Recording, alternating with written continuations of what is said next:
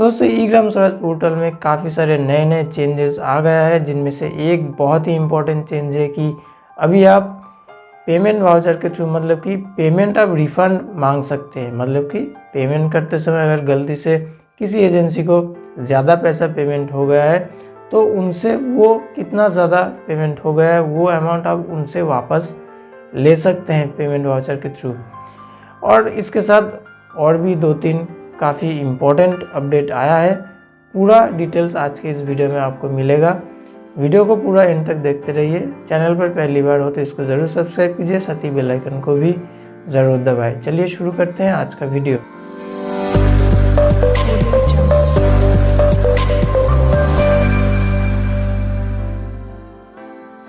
तो देखिए यहाँ पे सबसे लेटेस्ट जो गाइडलाइंस निकला है, देखिए standard of procedure for various enhanced functionaries of E Gram Swaraj. मतलब कि ई ग्राम स्वराज पोर्टल का कुछ नया फंक्शन निकला है, उसका एकदम ऑपरेटिंग सिस्टम मतलब कैसे काम करता है ये पूरा यहाँ पे लिखा गया है। सबसे पहले देखिए क्या क्या नया है। पहला है देखिए ऐड GSTIN, मतलब कि अभी वेंडर का GST नंबर ऐड करना पड़ेगा। दूसरा देखिए auto close of month book auto close हो जाएगा।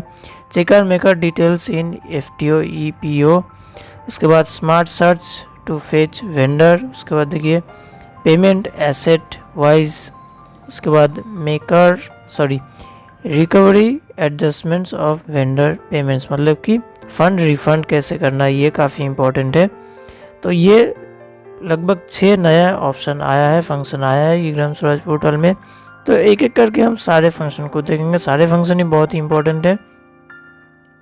सबसे पहले देखिए ऐड GSTIN, मतलब कि अभी वेंडर रजिस्ट्रेशन करते वक्त हमें वेंडर का GST नंबर भी ऐड करने का मौका मिलेगा। देखिए जैसे ही हम मेकर लॉगिन में जाके जैसे हम वेंडर रजिस्ट्रेशन करते हैं, इसके ऊपर अलग से वीडियो है कैसे वेंडर रजिस्ट्रेशन कर सकते हैं हम। तो सेम प्रोसेस सेम है, लेकिन अभी देखिए यहाँ पे हमें पैन नंबर के साथ हमें GST नंबर का भी ऐड करने का यहाँ पे ऑप्शन दिया गया है। देखिए वेंडर इंफॉर्मेशन में यहाँ पे GST नंबर का ऑप्शन भी दिया गया है। यहाँ पे वेंडर का GST नंबर ऐड करके हम सेव कर सकते हैं। तो ये था पहला अपडेट। दूसरा है काफ़ी इम्पोर्टेंट है, देखिए ऑटो क्लोज मंथ बुक। ये बहुत ही इम्पोर्टेंट है और काफ़ी फ़ायदेमंद भी है, क्योंकि लगभग मान लीजिए कि अब बहुत दिन से डे बुक क्लोज नहीं किए हैं, तो एक साथ जब भी आप बिल पेमेंट करने जाएंगे तो एक साथ हमें 10 दिन 15 दिन या फिर कई बार 1 महीने 2 महीने का भी डे बुक को क्लोज करना होता है, जो कि काफ़ी टाइम कंज्यूमिंग होता है। मतलब कि बहुत टाइम लगता है, जो कि तो उस प्रॉब्लम को आसान करने के लिए देखिए ऑटो क्लोज मंथ बुक ये फीचर लाया गया है ई ग्राम स्वराज पोर्टल में। इससे क्या होता है, जब भी आप मेकर लॉगिन में जाके डे बुक क्लोज में जाएंगे, उसके बाद scheme wise day book close option पे जब भी आप क्लिक करेंगे, यहाँ पर आपको शो करेगा कि लास्ट कौन से डेट तक डे बुक क्लोज है और अभी कौन सा डे बुक क्लोज करना है। ये पहले भी दिखाता था, लेकिन अपडेट क्या है, अपडेट देखिए नीचे जहाँ पर आपको सिर्फ क्लोज डे बुक का ऑप्शन पहले मिलता था, वहीं पर देखिए अभी देखिए मल्टीपल डे बुक क्लोज का ऑप्शन मिला है। पहले सिर्फ क्या था, क्लोज डे बुक ये वाला ऑप्शन था। अभी नया जुड़ा है क्या, मल्टीपल डे बुक क्लोज, मतलब आप एक साथ एक से अधिक डे बुक को क्लोज कर पाएंगे। तो ये काफ़ी इम्पोर्टेंट है और काफ़ी हेल्पफुल भी है। देखिए यहाँ पे देखिए user must click on multiple day book close button to close the day book to the current date. मतलब कि मान लीजिए आप आज के डेट में अगर जाके मल्टीपल डे बुक को क्लोज ऑप्शन पे क्लिक करते हैं तो आज से पहले के दिन का जो भी डे बुक है वो ऑटोमेटिकली क्लोज हो जाएगा। साथ ही यहाँ पे फॉर एग्जांपल मान लीजिए कि एक साथ 2 महीने का डे बुक क्लोज नहीं हुआ है, मंथ बुक भी क्लोज नहीं हुआ है, तो उस मामले में देखिए मान लीजिए कि अक्टूबर नवंबर दोनों महीने का अभी मंथ बुक क्लोज नहीं हुआ है, डे बुक भी सारे ओपन है। तो जब भी आप multiple day book close option पे क्लिक करेंगे तो सबसे पहले क्या होगा कि 31 अक्टूबर होता है लास्ट डेट अक्टूबर महीने का, तो ऑटोमेटिकली 30 अक्टूबर यानी कि 30 अक्टूबर तक डेबुक क्लोज ऑटोमेटिकली हो जाएगा। एक दिन ओपन रहेगा, उसको आपको मैनुअली बंद करना होगा, फिर मंथ बुक को साइन करके बैंक रिकॉन्सिलेशन करना होगा। इसके बाद क्या महीना आ जाता है? नवंबर। तो पहले क्या होता है, मान लीजिए कि ये दिसंबर महीना है, अक्टूबर नवंबर दोनों महीने का अभी मंथ बुक या फिर सारे डे बुक अभी ओपन है। तो जब भी हम यहाँ से मेकर लॉगिन से multiple day book close option पे क्लिक करेंगे तो 31 अक्टूबर हमारा आखिरी डेट है, ऑटोमेटिकली 30 अक्टूबर तक डे बुक क्लोज हो जाएगा। एक दिन यानी कि 31 अक्टूबर ओपन रहेगा, उसको हमें मैनुअली क्लोज करना है, मंथ बुक साइन करना है। फिर आ जाएंगे नवंबर। नवंबर में जब भी हम multiple day book close option पे क्लिक करेंगे तो ऑटोमेटिकली 29 नवंबर तक डे बुक क्लोज हो जाएगा। एक दिन यानी कि 30 नवंबर को ओपन रहेगा, उसको हमें मैनुअली क्लोज करके हमें मंथ बुक क्लोज करना है, रिकॉन्सिलेशन करना है। तो ऐसे काम करता है ऑटोमेटिक डे बुक क्लोज का ऑप्शन। उसके बाद देखिए यहाँ पे नया जो अपडेट आया है, देखिए मेकर एंड चेकर सारे डिटेल्स पेमेंट वाउचर पे शो करेगा। यहाँ पे जैसे देखिए हम पेमेंट वाउचर में जाके मैनेज, मतलब ये पुराना पेमेंट वाउचर जब भी हम ओपन करेंगे, मतलब जब भी कोई पेमेंट वाउचर बनाएंगे, उस वाउचर में अगर हम ई-ग्राम स्वराज पोर्टल में देखें तो यहाँ पे देखिए सारे पहले जो भी दिखाता था, fund, activity code, amount, agency का नाम, वेंडर का नाम, ये यहाँ पर शो करता था। यहाँ पे नया क्या आया है, देखिए मेकर डिटेल्स, चेकर डिटेल्स, ये नया आया है। मतलब मेकर चेकर का नाम, डेजिग्नेशन आएगा, मोबाइल नंबर यहाँ पे शो करेगा किसी भी पेमेंट वाउचर में। उसके बाद फोर्थ जो अपडेट आया है वो है स्मार्ट सर्च। मतलब कि जब भी हम, पहले क्या होता था, जब भी हम वेंडर या फिर एजेंसी का लिस्ट देखने जाते थे, मतलब उनका स्टेटस देखने जाते थे कि उनका बैंक अकाउंट कौन सा है, अकाउंट फीस है या नहीं, तो यहाँ पे इस पेज में देखिए 1 2 3 4 5 जितना भी एक एक करके पेज हुआ करता था, तो हमें एक के बाद एक पेज पे क्लिक करके ही उनका नाम देखना होता था। अभी क्या देखिए ऊपर सर्च का ऑप्शन आ गया है, अभी नाम लिख के आप सर्च कीजिए और उनका स्टेटस आप देख पाएंगे। पांचवा जो अपडेट है देखिए पेमेंट एसेट वाइज, यानी कि अभी एक एक जियो टैग में आप एक एक स्टेज में पेमेंट कर पाएंगे, जो ऑलरेडी लागू हो चुका है। मतलब आप पहले स्टेज का जियो टैग करेंगे तो सिर्फ 30% तक पेमेंट दे पाएंगे, उसके बाद का जियो टैग करेंगे यानी कि ड्यूरिंग का जियो टैग करेंगे तो 60% तक पेमेंट दे पाएंगे, और एकदम आखिरी यानी कि कंप्लीशन तक जियो टैग करेंगे तो जो पूरा पेमेंट आप उसके बाद कर पाएंगे।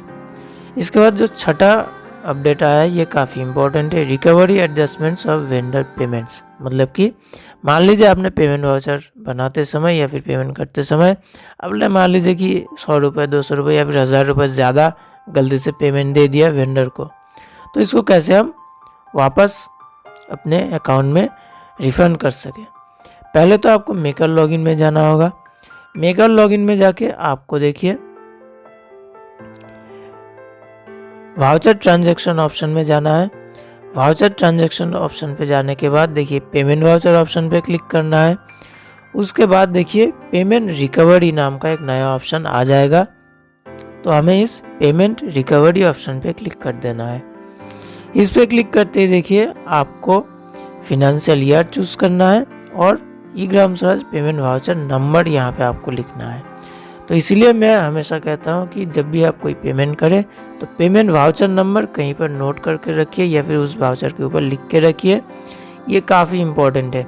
तो यहाँ पे देखिए पेमेंट वाउचर नंबर लिखने के बाद यहाँ पे देखिए व्यू डिटेल्स ऑप्शन पे क्लिक करना है हमें।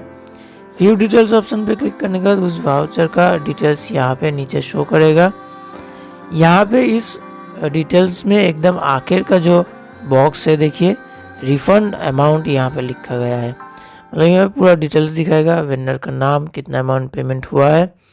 आखिर के घर पे देखिए यहाँ पे रिफंड अमाउंट है, तो यहाँ पे हमें अमाउंट लिखना है कि कितना हमें रिफंड चाहिए। तो यहाँ पे मान लीजिए मैंने 100 रुपये ज़्यादा पेमेंट कर दिया, तो यहाँ पे हमें 100 लिखना है, उसके बाद सेव कर देना है। सेव करने के बाद यही वाउचर अप्रूवल चाहिए ये स्टेट एडमिन लॉगिन से। तो स्टेट एडमिन लॉगिन से क्या करना होगा, उनको भी DSC मैनेजमेंट में जाना है। उसके बाद देखिए पेमेंट रिकवरी अप्रूवल का ऑप्शन मिलेगा, यानी कि एडमिन लॉगिन से। तो यहाँ पे पेमेंट रिकवरी अप्रूवल ऑप्शन है, तो इस ऑप्शन पे क्लिक कर देना होगा। इस पे क्लिक करते ही देखिए जो रिफंड हमने बनाया था, पेमेंट रिफंड बनाया था, वही यहाँ पे शो करने लगेगा। देखिए वाउचर अमाउंट अप्रूवल, यहाँ पे देखिए आखिर के घर पे देखिए अप्रूव और रिजेक्ट ऑप्शन है, तो यहाँ पे अप्रूव करना है और उसके बाद सेव ऑप्शन पे क्लिक कर देना है। फिर वापस से GP सेक्शन में, मतलब कि ग्राम पंचायत सेक्शन में यही वाउचर आ जाएगा। यहाँ पे हमें रिसीव वाउचर तैयार करना है, मतलब कि फंड हमें मिलने वाला है, रिफंड मिलने वाला है, तो हमें रिसीव वाउचर बनाना होगा। इसके लिए सेम हमें वाउचर ट्रांजैक्शन में जाना है, फिर वहाँ से हमें रिसीव वाउचर ऑप्शन पे क्लिक कर देना है। फिर उसके बाद ऐड ऑप्शन आएगा, तो ऐड ऑप्शन पे हमें क्लिक कर देना है। जैसे हम रिसीव वाउचर बनाते हैं उसी सेम तरीके से रिसीव वाउचर हमें बनाना होगा। देखिए यहाँ पे जब भी हम ऐड ऑप्शन पे क्लिक करेंगे तो यहाँ पे ऐसा कुछ स्क्रीन आएगा। यहाँ पे फिनेंशियल ईयर हमें सिलेक्ट करना है। उसके बाद टू हुम रिकवर, तो यहाँ पे एजेंसी से हमें, मतलब कि वेंडर को हमने ज़्यादा पेमेंट किया था उनसे ही वापस मिल रहा है, तो एजेंसी सिलेक्ट करेंगे। उसके बाद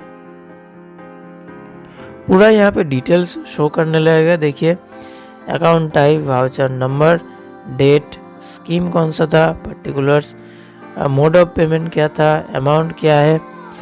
अभी हमें ये जो सिलेक्ट ऑप्शन है यहाँ पे क्लिक कर देना है और जैसे हम ऑटोमेटिक वाउचर बनाते हैं उस तरीके से वाउचर पूरा डिटेल शो करने लगेगा। वाउचर हमें फ्रीज कर देना है और वही अमाउंट हमारे 15th या फिर जो फंड से हमने पेमेंट किया था उसी फंड में वापस से मिल जाएगा। तो ये काफ़ी इंपॉर्टेंट है, काफ़ी हेल्पफुल होने वाला है आगे के दिन में। तो ये 6 अपडेट आया है। कौन सा अपडेट सबसे अच्छा लगा आपको नीचे कमेंट बॉक्स ज़रूर लिख के बताइए। वीडियो का अच्छा लगा तो एक लाइक ज़रूर कीजिएगा। चलिए दोस्तों, मिलते हैं मेरे अगले वीडियो में।